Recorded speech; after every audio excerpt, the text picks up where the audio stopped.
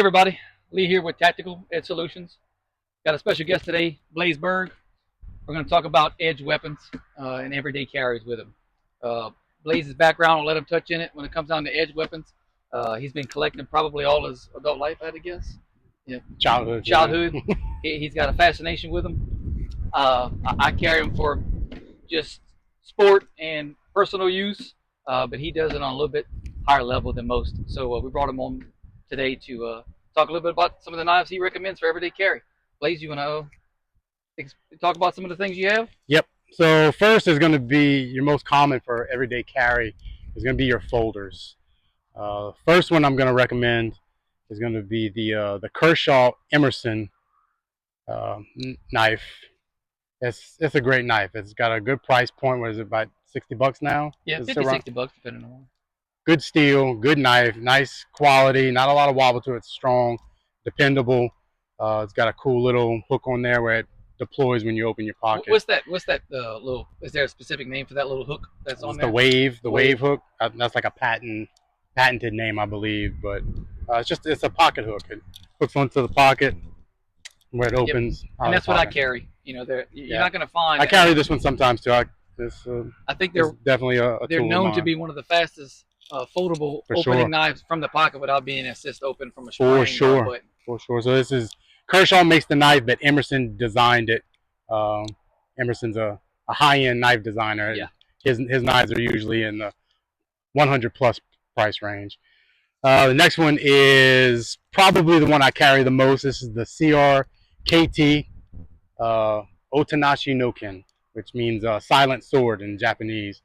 But it was designed by James Williams, and it's the shape of the blade is a traditional tanto blade like samurai would have carried. This one's not so much. It's got an edge on it. It will cut, but it's more about the point. It's all about the point. And it's just a real clean, thin profile knife.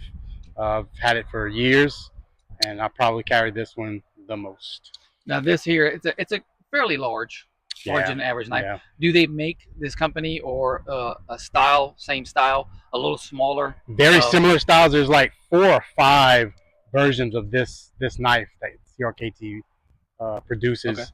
Okay. They all have the same blade profile, but some are a little shorter. Different handles for different applications, just whatever. Gotcha. You know? What's the price point on one of those? Right now, I think the last time I saw it on the internet, I think it was probably like right around $80 is what these are running right now. So affordable. Affordable, 100%. Good deal. Next one we'll talk about is they don't make this one anymore, but I like it. It's got a soft spot in my heart. This is the Black Hawk. I don't even know if Black Hawk Tactical is even making knives anymore. I don't know if they do. Is this the same Black Hawk that makes the holsters? Sure is. Okay. Same one, yeah. This one's dirty. It got some mold on it and stuff. It's got some use on it. It was lost for a long time. Yeah, but well, I'm glad you found it. But this one's called the Black Hawk Crucible.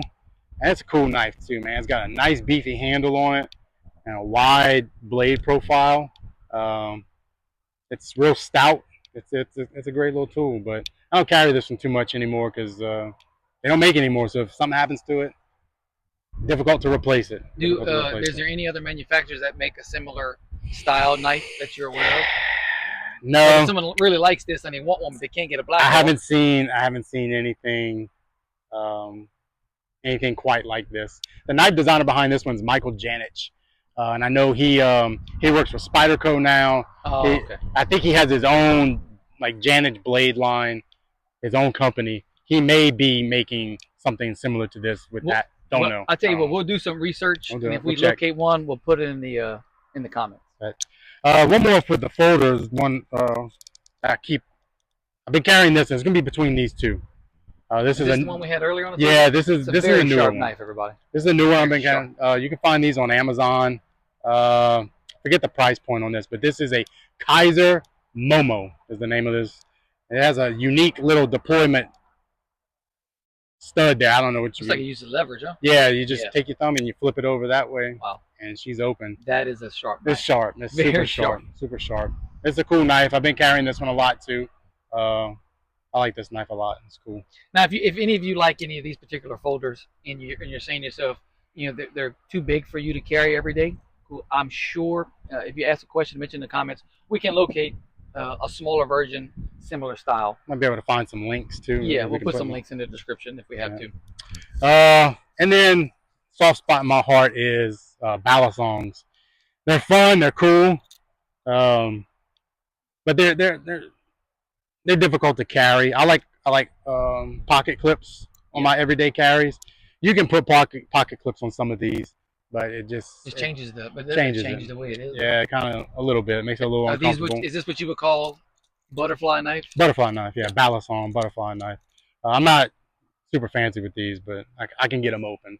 So what's the benefits of carrying one of these versus well, someone likes it? Is there pros to it? There's a pro to it. Someone chooses one of these over a folder. Once this thing is open and you have a grip on both handles, yeah, it is highly unlikely that this blade, that the folding mechanism in it is going to fail. You have with your folders, you're only going to have so much that you can put into them before something's going to break. This is a hinge. It's just a little screw or a little stud that goes through there. That's the only thing holding the blade there. This has two, and then there's a stud at the bottom. So once it locks in, you're good. It's super secure, man. Okay. It's a really safe knife once you have it this way. So it's kind of like a fixed blade without being a fixed blade. Yep. Okay, it's a great way to describe it. Yep. And this one's a Bradley. Still make them? Oh yeah, this one's pretty new actually. Okay. They actually just kind of revamped these a little bit. I had a Bradley years ago, and this is the same basic design, but now they added these G10 scales to it. It gives you more grip. So very cool. Now this one's razor sharp too. This is not the price point. These are expensive. You can find them on the internet. You can find like some $40 balisongs, but they're gonna fall apart on you pretty quick though. So for something like this, if you want a blade like this, you want to spend the extra money. You do. Okay. Yeah. It's worth it. Yeah, this is gonna be $100 plus price range. Gotcha. And this is the classic. You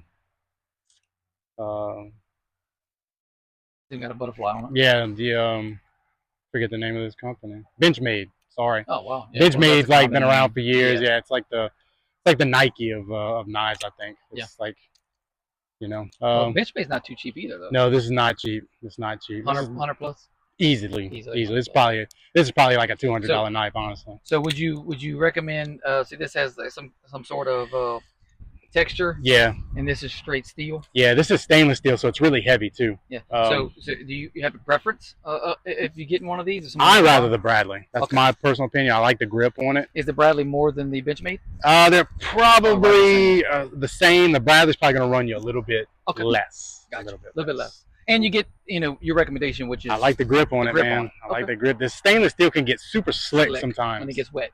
And when it gets cold out and your hands get real dry. Super slick. But it's cool looking. It is a nice knife. And fixed blades. Can't go wrong with a fixed blade, man. Can't go wrong with a fixed blade. They're simple. The only thing is carrying them can be difficult because you have to store the whole knife. Even though all of my photos are about as long as these knives, the folder is much easier to keep in your pocket. Yes. So this one's a fairly new knife that I got recently too. This is also a Kaiser.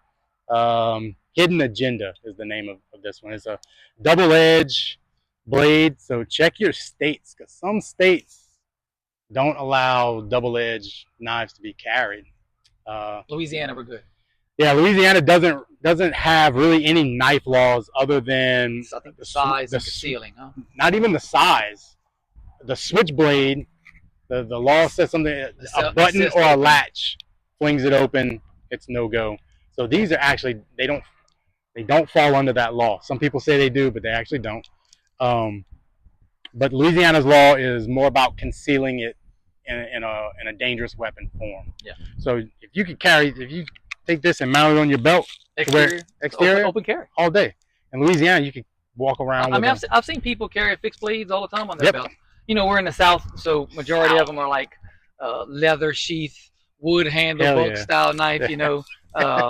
That's K-bar. You gotta get that K-bar. Commonly carried, but these are, if I was to do that, this is what I carry. However, I would probably try to find a way, which I know they make, is to conceal this inside of my waistband where the blade is right next to, so I can easily pick my shirt up to access the blade.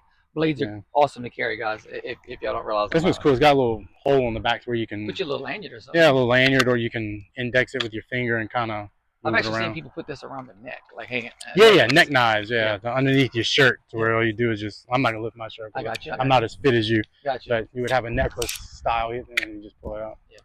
But Blades are fantastic. I'm a little thick these days. I'm running a little thick, like gumbo. That's it. Here's another one. This one also. I have a lot of knives that aren't made anymore. This is a Cold Steel Braveheart. They don't make it anymore. Beautiful knife though. It is cool. I have 2 of these. Every time simple. Yeah. Every time I find one on eBay for a decent price, I snag it because they don't make them anymore. That steel looks beautiful. Well, I'll polish this one a little bit. But he knows. I'm telling you, when I said I did a little work on this one. But they came out the box razor sharp. This is a super duper sharp knife.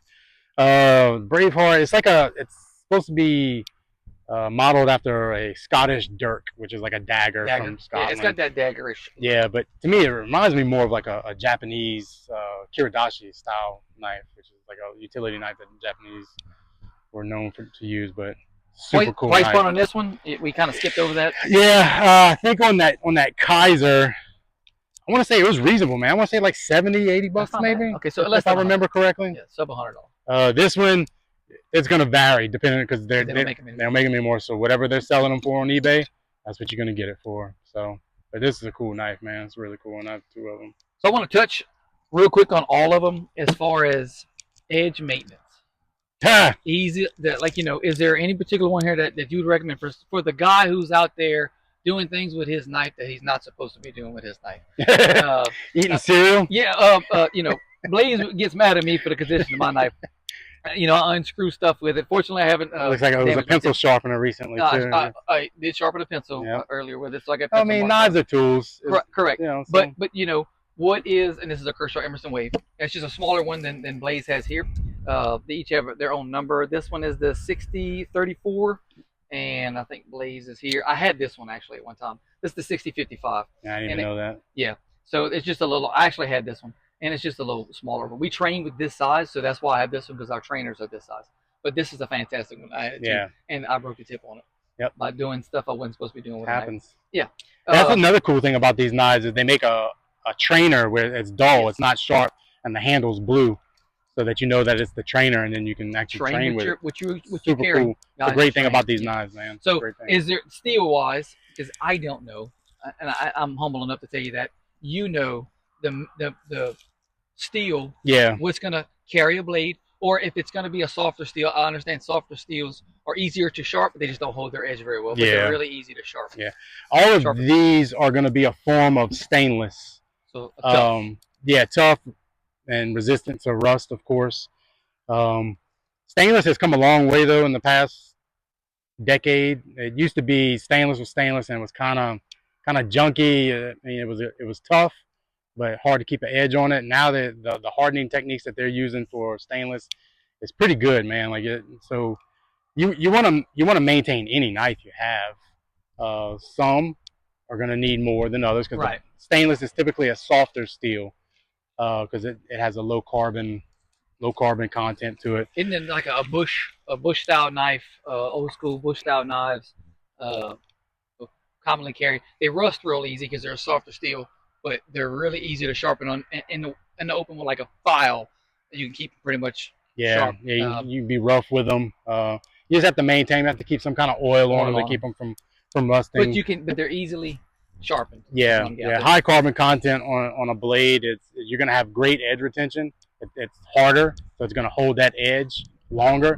But you're gonna have to maintain it in the form of oiling it and keeping it dry.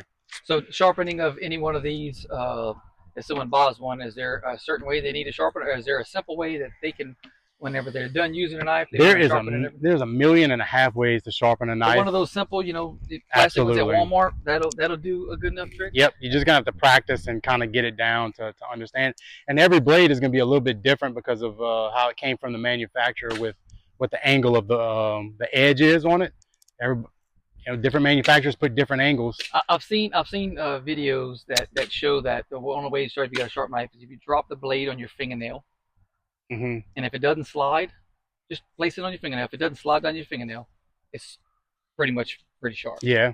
That's Again, there's a million and a half ways to test it. I usually I don't do that one too much. I usually just kind of gently touch it with my finger, and I'll go with it, you know, like spreading the butter, not cutting the bread, spreading the butter, feeling that burr, see if there's a burr, see if it's more on one side than the other, and I'll buff that out, and then usually paper test, man. That's how I cut, just cutting a piece of paper a couple times. If it cuts it, then I'm good with it.